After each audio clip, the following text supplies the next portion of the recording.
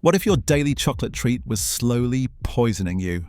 Behind those shiny wrappers lie heavy metals, deceptive labels, and ingredients that have nothing to do with real cocoa.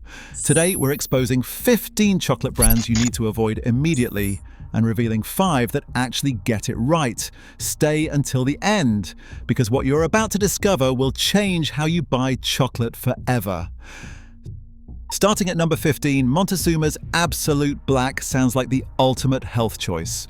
Ultra dark, minimal sugar, maximum cocoa. From 85 to 100% cacao, you are concentrating everything that the cacao plant pulled from volcanic soil, including cadmium and lead, heavy metals that do not leave your body. The health food movement created this blind spot. Darker became synonymous with better. People increased consumption because it felt virtuous. When you believe you're eating medicine, you stop treating it like something requiring moderation. If Montezuma's extreme darkness surprised you, this next brand trades on luxury and heritage while staying completely silent about what you deserve to know. At number 14, Hotel Chocolate represents the luxury transparency gap. Premium prices, elegant packaging. But here is what premium pricing does not buy: honest disclosure. Hotel Chocolate will tell you about carefully selected beans. What they will not tell you is whether they test for cadmium or lead, how often, or what they found. UK regulations do not require chocolate makers to publish contamination testing, so premium brands simply do not. Hotel Chocolate could publish this tomorrow. They choose not to. If luxury brands will not be transparent, at least ethical brands will be, right? Unfortunately, transparency has limits even among the most well-intentioned companies. At number 13, Tony's Chocolonely built a following on radical transparency, supply chain maps, farmer payments, child labor monitoring. Until you ask about contaminant testing, Tony's can control labor practices. What they cannot control is where cacao grows and what is in that soil. Latin American cacao comes from volcanic regions naturally elevated in cadmium and lead. Tony's 70% bar contains the same concentration as any other 70% bar. What's frustrating is not their ethics, it is the incomplete picture. And if even radical transparency has blind spots, wait until you see what organic certification actually guarantees and what it very deliberately does not. At number 12, Green and Black's sells the most expensive lie that organic means pure. Organic certification controls synthetic pesticides and genetically modified organisms.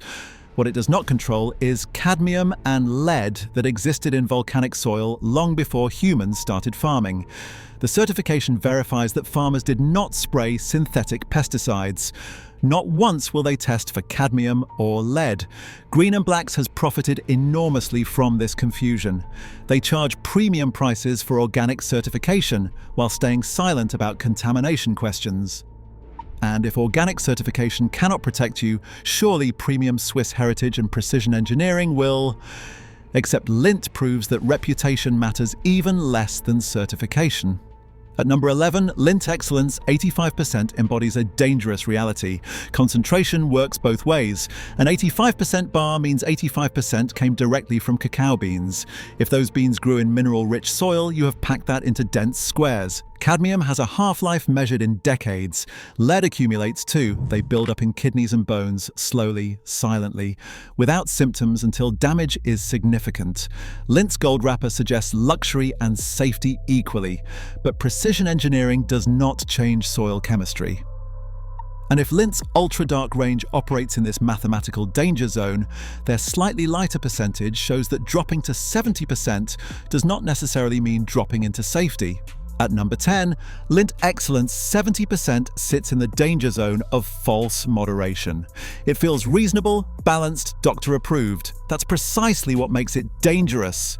Even at 70%, certain batches approached California's Proposition 65 daily exposure limits for cadmium and lead, calculated assuming occasional servings, not nightly habits. Someone eating 6 squares of 70% 5 nights a week gets more total cocoa than someone eating 2 squares of 90% once a week. Total weekly cocoa intake climbs year after year, and nobody is watching except kidneys trying to filter it all. But if you think premium European chocolate is problematic, wait until you see what Britain's own supermarket shelves are hiding in plain sight. At number 9, Lidl's Fin Car represents the budget trap. gold foil, a fancy French name, elegant squares. But you are holding something barely qualifying as chocolate. Sugar dominates. Milk powder follows. Cocoa appears third or fourth. This is not chocolate with sugar added, it is sugar with chocolate flavoring. Each square delivers more sugar than cocoa, spiking blood glucose while providing virtually none of chocolate's beneficial compounds. For older adults managing diabetes, every sugar bomb pushes you closer to medication you might have avoided. And if Lidl's budget deception bothered you, Tesco's own brand approach takes cost-cutting to even more troubling territory. At number 8, Tesco's own brand represents supermarket economics at its most cynical. Big bar, low price, stacked by checkouts where tired shoppers make impulse purchases. Sugar appears first on the ingredient list. Not cocoa mass, not cocoa butter, sugar. This is chocolate in name only. Minimum thresholds define the floor, not the goal. Your grandparents' Tesco chocolate contained more cocoa and less sugar. But as shareholders demanded higher margins, recipes shifted quietly. But if supermarket brands seem bad, wait until you see what supposedly premium names are hiding behind nostalgic branding. At number 7, Maltesers represent confectionery's cleverest illusion. Those light, airy balls feel almost virtuous, like you're eating less because there's more air. But air doesn't make something healthy, it just makes you eat more. The malt center is loaded with sugar. The chocolate coating is thin, barely there, just enough to qualify as chocolate covered. That light sensation tricks your satiety signals. You consume more total sugar before feeling satisfied. For someone managing blood sugar, Maltesers are a trap. 10 balls later, you've consumed as much sugar as a Mars bar. If Maltesers fooled you with air and malt, this next brand uses wafer to achieve exactly the same nutritional empty.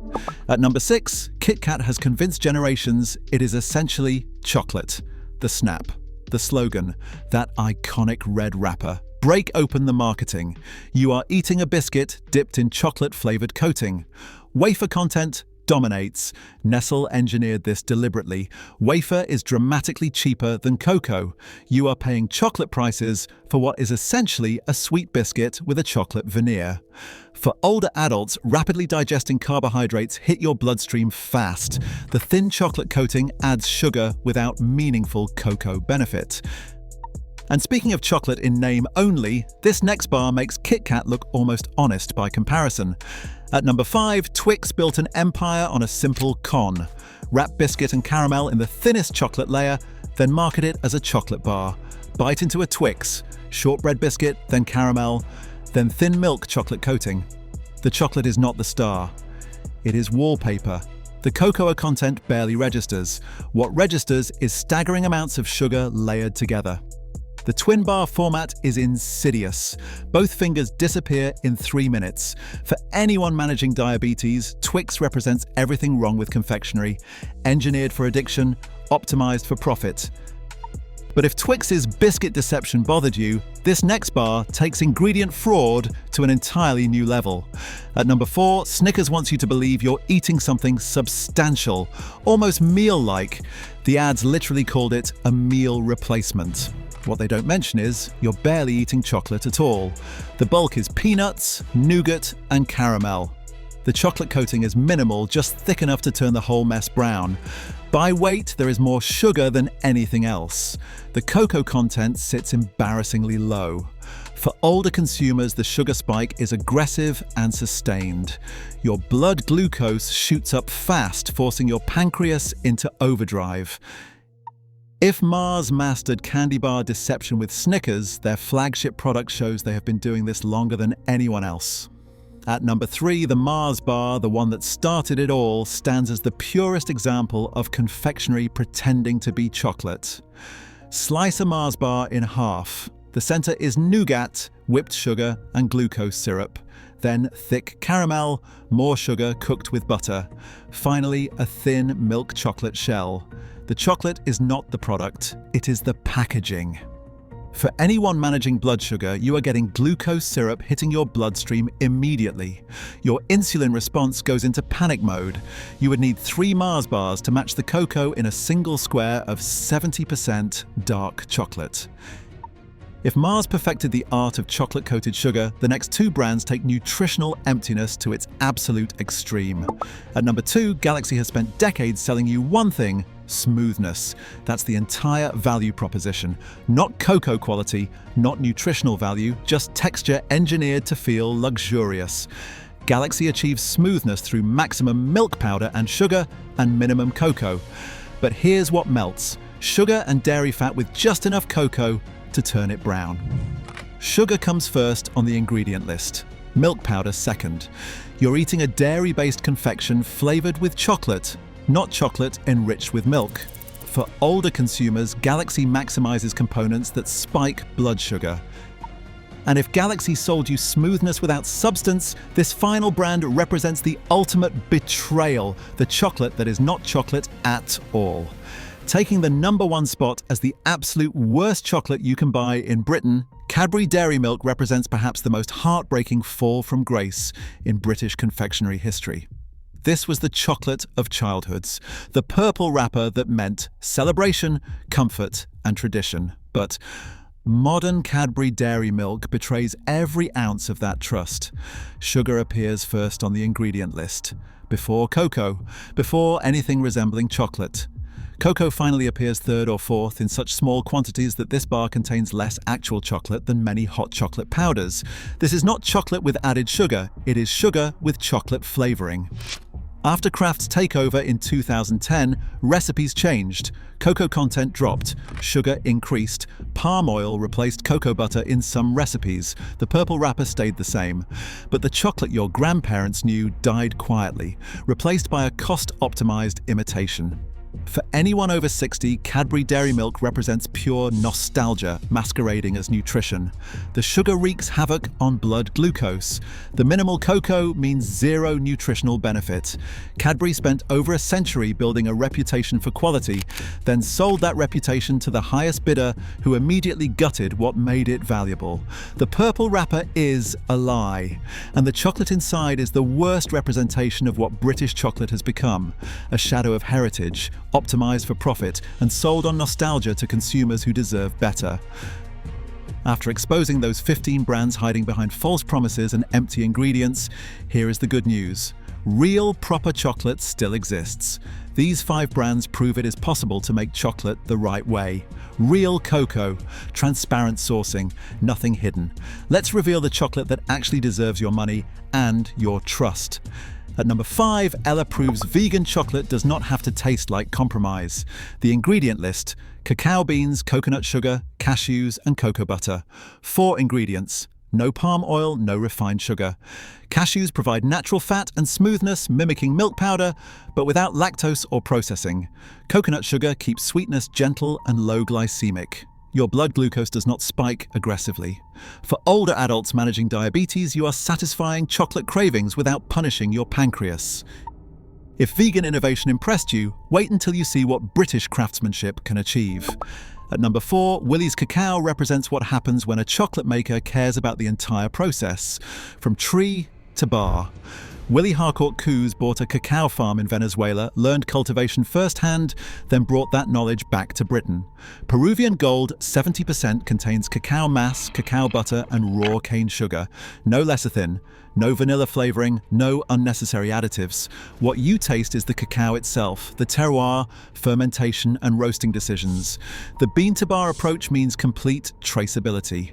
Willie's publishes exactly where beans come from, which farms, and which harvest.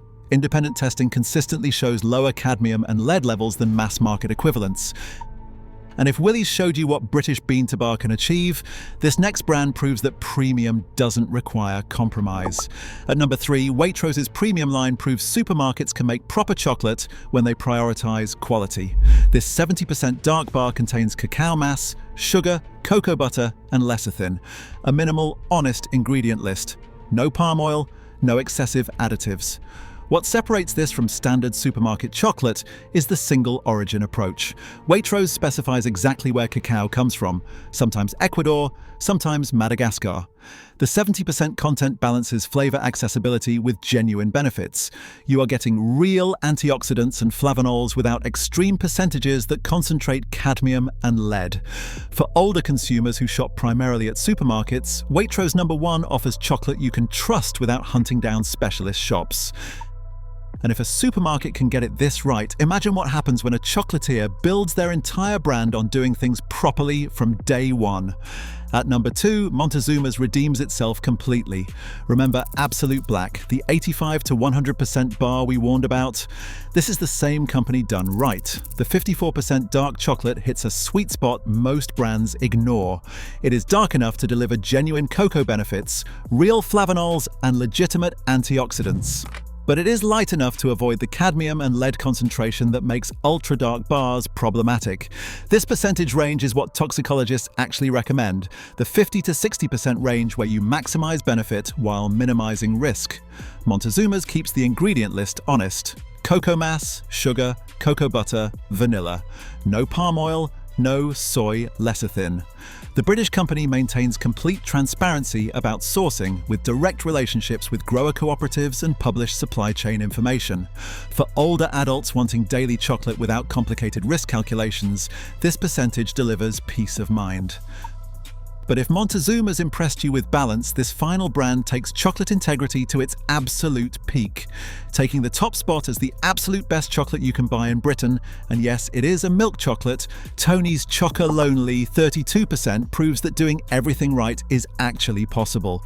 Wait, didn't we criticize Tony's earlier?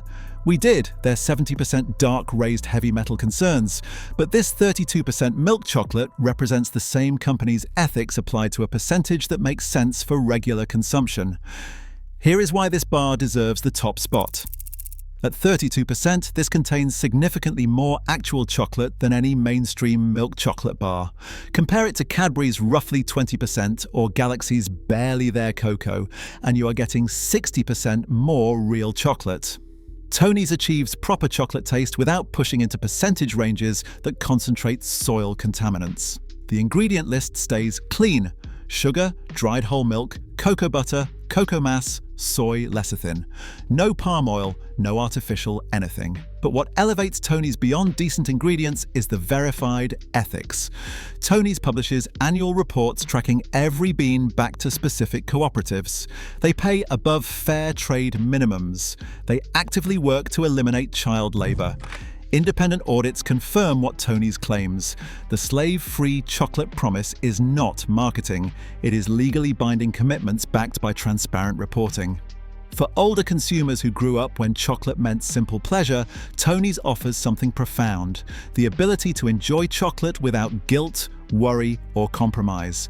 The colorful wrapper is not just design. Each bar divides into deliberately unequal pieces, representing inequality in the chocolate industry. This is what chocolate becomes when a company builds itself on principles rather than profit maximization. Tony's Chocolonely 32% proves the entire industrial chocolate system is a choice, not an inevitability. This is what real chocolate tastes like. There you have it. 15 chocolate brands hiding behind marketing lies, and 5 that actually deliver what they promise.